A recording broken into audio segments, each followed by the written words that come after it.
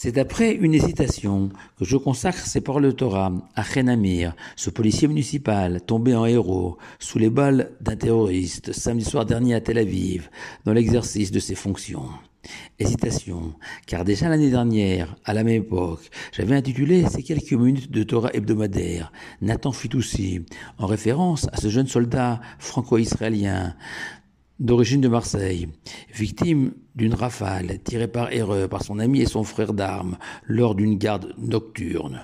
Nathan Fitoussi, auquel son père dentiste dans la cité phocéenne avait imaginé offrir un havre de paix en Israël, qui s'est transformé pour son fils Nathan en un petit carré de terre recouvert de marbre, inondé de larmes et de regrets, comme si fatalement la terre d'Israël exigeait d'être irriguée du sang des meilleurs de ses enfants. Alors à quoi bon discourir, puisque lors de la création du monde, l'Éternel a jeté les dés de l'histoire du peuple d'Israël, et que de lors, les jeux sont apparemment faits. Sauf que dans ce contexte douloureux, notre paracha de Ré évoque une autre réalité possible, car Moshe, notre maître, annonce aux enfants d'Israël: vous traverserez le Jourdain, vous résiderez dans le pays que Dieu vous a destiné, il vous donnera du repos de tous vos ennemis qui vous entourent, et vous y habiterez en sécurité, sans bain de sang, ni guerre, ni attentat. Et quelques versets après cette annonce initiale, Moshe va aller encore plus loin et prophétiser aux enfants d'Israël que non seulement la paix sera garantie, mais qui arrive à Hashem et Gevulcha, qu'il viendra un jour où l'Éternel élargira, agrandira ton territoire. Et le Shem Ishmuel, Rabbi Shmuel Bornstein, géant polonais de la fin du 19e siècle, fait remarquer que Moshe parle de repousser Gevulcha, littéralement ta frontière, ta limite à toi, personnel, enfant d'Israël, pour annoncer que le territoire d'Israël s'élargira, comme pour suggérer ce lien entre les Juifs habitants en terre d'Israël et les frontières du pays. En effet, la terre d'Israël est appelée dans le livre de Daniel, Eretz Hatzvi, littéralement la terre de la gazelle. Le Talmud justifie cette appellation ainsi, car telle la peau de la gazelle, qui peut s'agrandir et se rétrécir selon la taille de la gazelle qu'elle recouvre. Ainsi la terre d'Israël possède cette propriété quasi miraculeuse de s'agrandir ou se rétrécir selon les habitants qui l'occupent. Dès lors, nous révèle le Shem Shmuel, la taille de la terre d'Israël est fonction de Gevulcha, ta taille spirituelle, ta stature personnelle de chacun de ses habitants. Et c'est le message que Moshe veut nous communiquer. La preuve, juste avant l'annonce de l'agrandissement de la terre d'Israël, Moshe nous met en garde. Garde-toi d'abandonner le Lévi, ce serviteur du temple, tous les jours que tu seras sur la terre. Et Rachi détaille ce commandement ainsi. Le minimum est d'offrir au Lévi 10% de ses récoltes, selon la loi de la Torah. Mais si ça ne suffit pas à nourrir le Lévi, donne-lui de la dîme, un dixième supplémentaire de ta moisson, habituellement distribué aux pauvres. Mais conclut Rachi, si ça ne suffit toujours pas à satisfaire les besoins du Lévi, alors invite-le à table et partage avec lui tes repas, c'est-à-dire développe le Shem Shmuel. Respecter la loi, c'est très bien. Dépasser la loi, ouvrir encore plus son cœur et ses poches, les agrandir, les élargir, ce n'est pas simplement mieux, non, c'est tout simplement basculer dans une autre dimension où la distinction entre mon prochain et mon frère, mon fils, ma chère, n'existe plus, et que de la même manière, un père ne peut pas porter un aliment à sa bouche sans s'assurer que ses enfants peuvent aussi se nourrir. Ainsi, je dois percevoir le Lévi comme une partie de moi-même, incapable de tracer une frontière entre moi et lui.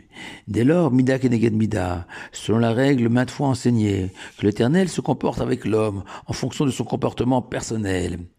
Le Tout-Puissant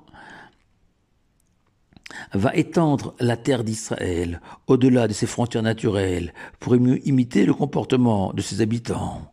Le Midrash Tantruma propose lui une autre explication à cet agrandissement de la terre d'Israël et écrit: c'est par le mérite des 10 commandements et les dix paroles et celui des patriarches que l'Éternel élargira la terre d'Israël. Ces patriarches qui, eux aussi, étaient allés au-delà du possible, dans leur relation avec le Saint béni soit-il, chacun à sa manière. Abraham en se jetant dans la fournaise ardente, Yitzhak acceptant de se sacrifier, Yaakov devenant Israël, après avoir surmonté toutes les épreuves de la vie, même celles apparemment insurmontables. Les 10 commandements aussi renvoient à nos ancêtres qui, avant de les recevoir, déclarèrent à l'Éternel, Naaseh v'nishma, nous ne savons pas ce que contient la Torah, mais nous avons une telle confiance en toi, Dieu, que nous te signons un chèque en blanc, et nous acceptons par avance d'accomplir l'ensemble des commandements. Et les enfants d'Israël ont accepté la Torah de manière surnaturelle, sans se soucier de leurs limites personnelles. Enfin, le Midrash Rabbah lui enseigne que c'est par le mérite des dons des enfants d'Israël pour la construction du Mishkan, le temple du désert, que les enfants d'Israël mériteront de voir la terre d'Israël s'élargir. En effet, la Torah raconte qu'après que Moshe a sollicité la générosité des enfants d'Israël pour offrir les matériaux nécessaires au Mishkan, les dons des enfants d'Israël n'ont cessé d'affluer, babokir, tous les matins, au point que très vite, Moshe a lancé un appel pour que les enfants d'Israël cessent d'apporter leurs offrandes. À nouveau, on retrouve cette idée clé d'enfants d'Israël faisant preuve d'une générosité au-delà de l'imaginable en faveur du temple. Et en m'inspirant du Shem Ishmuel, on peut établir cette correspondance fabuleuse entre le tétragramme, les 4 lettres du nom de Dieu, et les 4 mérites nécessaires à l'élargissement de la terre d'Israël. La première lettre, le Yud, symbolise nos patriarches qui ont inséminé en nous cette petite graine semblable au Yud et qui a donné à nos ancêtres l'envie de recevoir la Torah au mont Sinaï, correspondant à la lettre E, qui renvoie à ce monde-ci, créé sous le signe de la lettre E, comme rappelé par Rashi au début de la Torah. Ce monde-ci, régi par les 10 commandements. Puis vient le Lévi, le pauvre, son prochain, représenté par le Vav, signifiant littéralement « et ». Ce mot de liaison entre un homme et son prochain, entre le riche et le pauvre. Enfin, le Mishkan, lieu de la présence divine, apparemment muette, à l'image de la 4e lettre du nom de Dieu, et pourtant tellement audible pour ceux qui veulent entendre l'écho divin. La terre d'Israël est le nom sacré, étroitement lié, comme pour signifier que s'attacher à la terre d'Israël, c'est d'abord et avant tout faire émerger des sous-sols de cette terre sacrée, le tétragramme, s'extraire de sa condition humaine, matérielle et physique, pour s'élever au niveau du surnaturel, incarné par le tétragramme. Pour conclure sur Chen Amir, je voudrais quand même vous rassurer. La vie ne s'est pas arrêtée ce samedi soir-là à Tel Aviv, après la mort de Chen Amir. Non, les restaurants, les lieux de loisirs, de balades sont restés animés jusqu'à tard dans la nuit.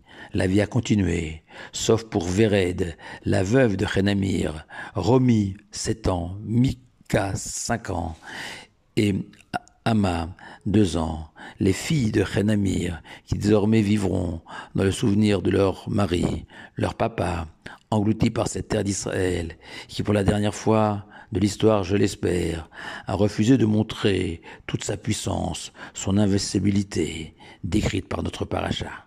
Shabbat Shalom, à vous tous.